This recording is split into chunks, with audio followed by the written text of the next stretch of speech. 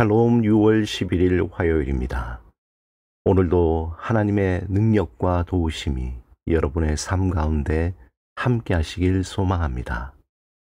이 시간 시편 말씀을 읽고 묵상하며 하나님 앞에서 침묵으로 기도드리겠습니다. 시편 46편 1절에서 3절. 하나님은 우리의 피난처시요 힘이시니 환난 중에 만날 큰 도움이시라. 그러므로 땅이 변하든지 산이 흔들려 바다 가운데 빠지든지 바닷물이 솟아나고 뛰놀든지 그것이 넘침으로 산이 흔들릴지라도 우리는 두려워하지 아니하리로다.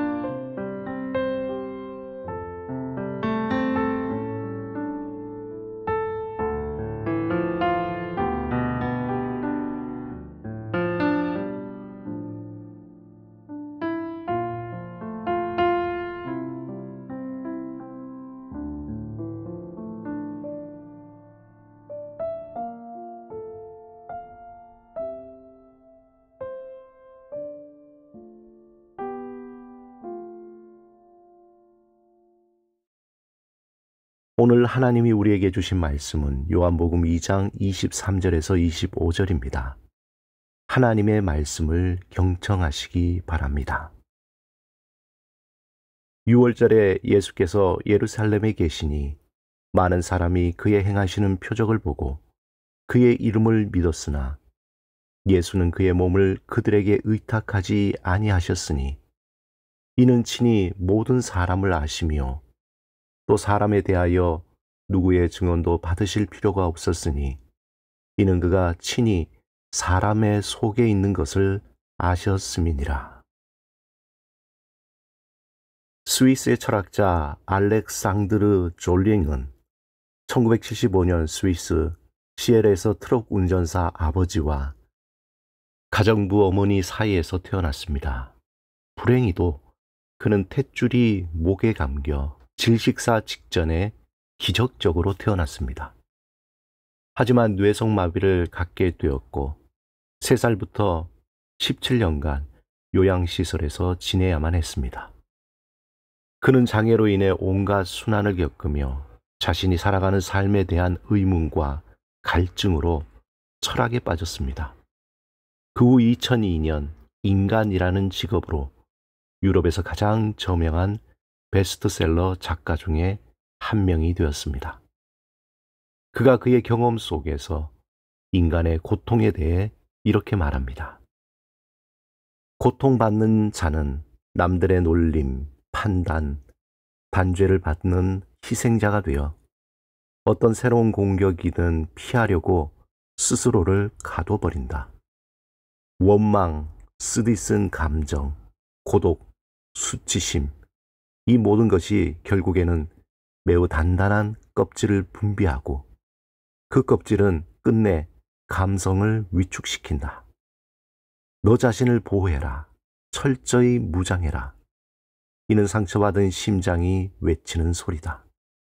이 소리에 마음이 놓인 나는 곧 딱딱한 껍질을 뒤집어 쓴 자폐증 환자가 된다.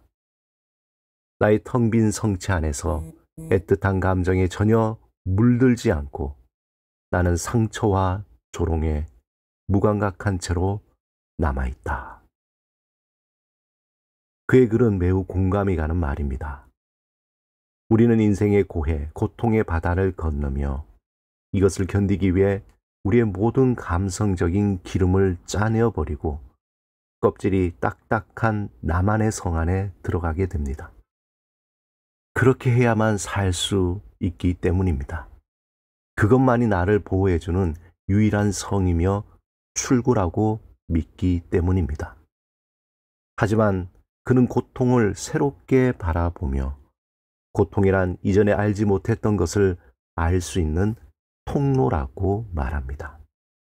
C.S. 루이스는 고통은 하나님이 우리를 향하신 확성기라고 말합니다.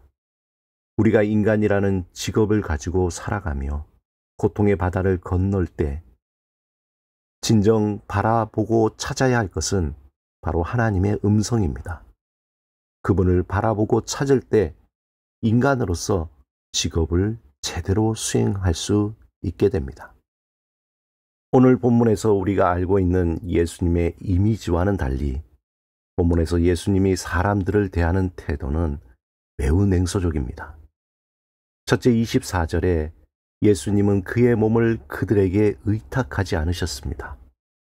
공동 번역에 보면 예수께서는 그들에게 마음을 주지 않으셨다라고 표현합니다. 그 이유는 예수님은 그 사람들이 어떠한 것을 아시기 때문입니다. 둘째 25절에 예수님은 그들에게 증언도 받으실 필요를 느끼지 못했습니다. 사람들을 통해서 자신이 어떠하다는 반응이나 평가나 칭찬 등에 대해 들어보실 필요가 없다는 것입니다. 예수님은 사람의 마음 속까지 꿰뚫어 보시기 때문입니다. 저는 개인적으로 개역개정의 표현을 좋아합니다. 그가 친히 사람의 속에 있는 것을 아셨음이니라. 예수님은 인간이라는 존재가 어떠하다는 것을 잘 알고 계시다는 것입니다. 흔히 속담에 열길 물속은 알아도 한길 사람 속은 모른다라는 말이 있습니다. 그만큼 사람의 속에는 어떠한 생각이 있는지 알 수 없을 만큼 이상한 존재라는 것입니다. 웃고 있지만 속은 다른 생각을 품을 수 있고 믿을 만한 사람 같지만 마음엔 온갖 속임수로 가득할 수 있습니다. 겉으로는 사랑한다고 하지만 속으로는 온갖 음흉한 마음으로 가득할 수 있는 것이 인간이라는 것입니다. 인간은 하나님을 떠나 세상으로 태어나 고통의 바닷속으로 자신을 잃어버리고 방황 속에 살아갑니다. 그러므로 다시 인간은 이 고통의 바다에서 하나님의 품속으로 태어나야 합니다. 이것이 예수님이 말씀하시는 구원이며 거듭남입니다.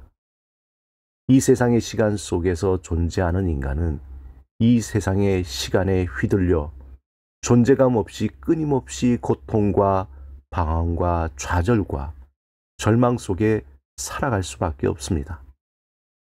그러므로 예수 그리스도 안에서 새 창조로 새롭게 태어나 하나님의 시간 속으로 태어나야 합니다. 세상의 시간이 아닌 하나님의 시간, 영원한 현재 속으로 태어나야 합니다. 예수 안에서 새롭게 태어난 삶은 나의 인생 하루의 삶, 순간의 삶이 예수 그리스도가 누구인지 알며 하나님의 그 사랑이 어떠한지 알아가는 여정입니다. 이것이 인간이란 직업을 충실히 살아가는 삶입니다. 이러한 삶을 살아가는 하나님의 사람을 위해 하나님께서는 보호하시고 도우시고 그의 선하심으로 이끌어 주십니다. 이것이 진실로 살아있는 삶이며 살아있는 소망을 품고 살아가는 삶입니다.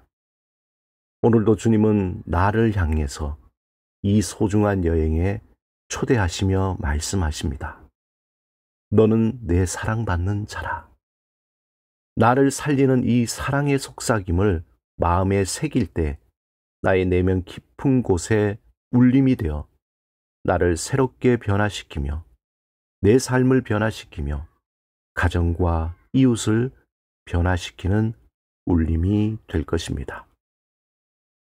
함께 기도드리겠습니다.